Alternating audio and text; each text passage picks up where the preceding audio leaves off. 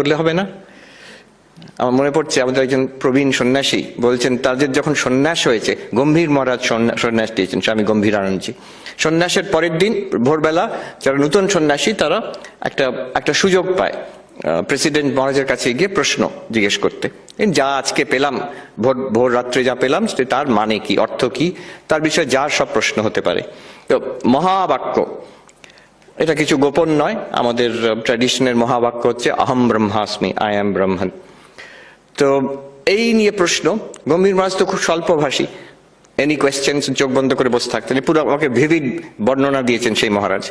গম্ভীর মহারাজ বসে আছেন, আর নামেও গম্ভীর, ব্যবহারই উনি গম্ভীর ছিলেন, বেশি হাসাহাসি কথাবার্তা বেশি বলতেন না, চোখ বন্ধ করে এনি কোয়েশ্চেন্স। তখন এই যে মহারাজ আমাকে বললেন আমার সব অন্য যারা সন্ন্যাসী, নবীন সন্ন্যাসী আমাকে লিডার করে পাঠিয়েছে মহারাজকে জিজ্ঞেস করতে প্রশ্ন। তো আমি জিজ্ঞেস করলাম, মহারাজ এই যে আমরা মহাবাক্য পেলাম অহম ব্রহ্মাস্মি, এটা কতবার জপ করব?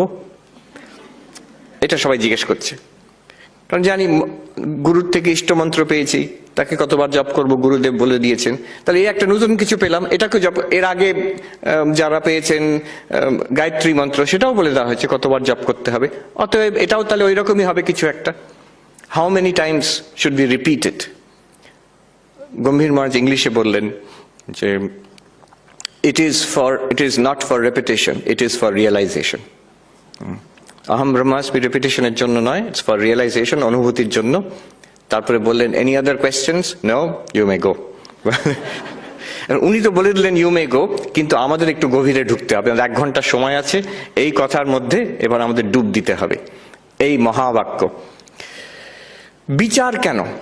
এই জন্য this is also the uniqueness of the way of অদ্বৈত বেদান্ত। দেখুন, ধর্ম অনেক রকম ভাবে হতে পারে, অধ্যাত্ম স্পিরিচুয়ালিটি অনেক রকমের হতে পারে। একটা আমরা বুঝি যে ভক্তির উপরে, বিশ্বাস উপরে নির্ভর করে, যে একটা কিছু আছে, ভগবান আছেন, ঈশ্বর আছেন, নারায়ণ আছেন, দেবী আছেন, বিশ্বাস করি, তার প্রতি আমি শ্রদ্ধা করি, ভালোবাসি আর আত্মসমর্পণ করি, এই একটা পথ, এটা ভক্তির পথ বলে। এটা একরকম, কিন্তু এটা বিশ্বাসের উপর নির্ভর করে। এখানে যদি কেউ প্রশ্ন করতে আরম্ভ করে আছেন কি নেই প্রথম থেকেই, তাহলে জমবে না, তাহলে হবে না, কাজ করবে না। আরেকটা পথ আছে, সেখানে বিশ্বাস করতে বলছে না, সেখানে বলছে এইভাবে সাধনা করো, তুমি অনুভূতি হবে তোমার। পাতঞ্জল যোগ, সেখানে বিশ্বাসটা মেইন জিনিস নয়, সেখানে বলছে এই রকম আসন করো, এই রকম মনটাকে উইথড্র করো, এইভাবে কনসেন্ট্রেশন করো, you will get certain mystical experiences.